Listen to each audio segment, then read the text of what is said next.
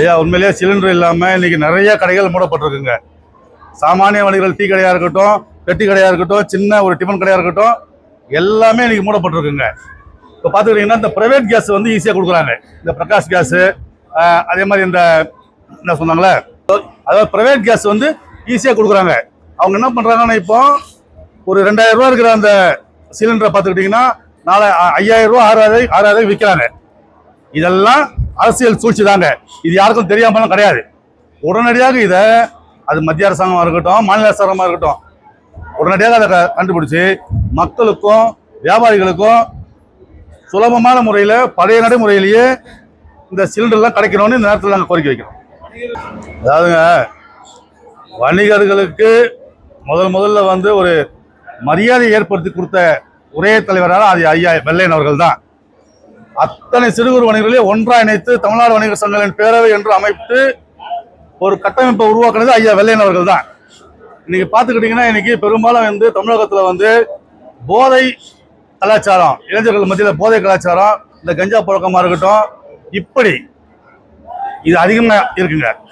அதுக்கப்புறமா பார்த்துக்கிட்டிங்கன்னா இந்த 100 மீட்டருக்குள்ளே இருக்கிற கடைகளில் பீடி சிகரெட் விற்றா நாங்கள் உடனடியாக ஃபைன் போடுவோம்னு சொல்கிறாங்க.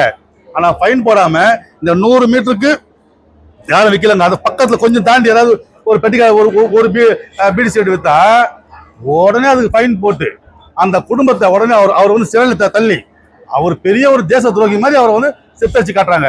இதெல்லாம் பேரவை வன்மையாக கண்டிக்குதுங்க. அதே போல் பார்த்துக்கிட்டிங்கன்னா இப்போ பார்த்துக்கிட்டிங்கன்னா கோயம்புத்தூரில் தாங்க, கோயம்புத்தூர் அந்த எந்த ஊரில் கோயம்புத்தூரில் ஒரு அம்மா 2 பேக்கெட் ஆன்ஸ் விற்றாங்கன்னு சொல்லி அவங்கள வந்து பிடிச்சி அவங்கள வந்து அசிங்கமாக பேசி கடைசியில் அந்த அம்மா தற்கொலையே போய் செத்துட்டாங்க. இது சம்பந்தமாக நாங்கள் கலெக்டரை பார்த்து கொடுத்தோம். எங்கள் மாவட்டத்தில் ஐயா மகேந்திரன் தலைமையில் கலெக்டரை பார்த்து கொடுத்தோம், சென்னையிலையும் கொடுத்தோம். எந்த விதமான ஒரு இதுவுமே இல்லைங்க, நடவடிக்கை எடுக்கல இது வரைக்கும். அப்போ இதில் யார் குற்றவாளி? காவல்துறையா, அந்த அதிகாரியா? இப்படியெல்லாம் வியாபாரிகள் பல விதத்தில் பாதிக்கப்படுறாங்க தான். ஒன்று மட்டும் சொல்றாங்க அரசாங்கத்துக்கு, அது எந்த அரசாங்கமாக இருக்கட்டும், கொரோனா காலகட்டத்தில் எந்த விதமான அமேசானோ பிளிப்கார்ட்டோ வெளிநாட்டுக்காரனோ யாருமே வந்து எந்த ஒரு பொதுமக்களுக்கும் அதிகாரிக்கோ மளிகை சாமான் கொடுக்கல, காய்கறியும் கொடுக்கலங்க. கொரோனா காலகட்டத்தில் நியாயமான விலையில மக்களுக்கு காய்கறியும் அந்த மளிகை பொருட்களும் கொண்டு போய் சேர்த்தது எங்களை மாதிரி சாமானிய வணிகர்கள் தான். இதை அரசாங்கம் உணர்றாங்க.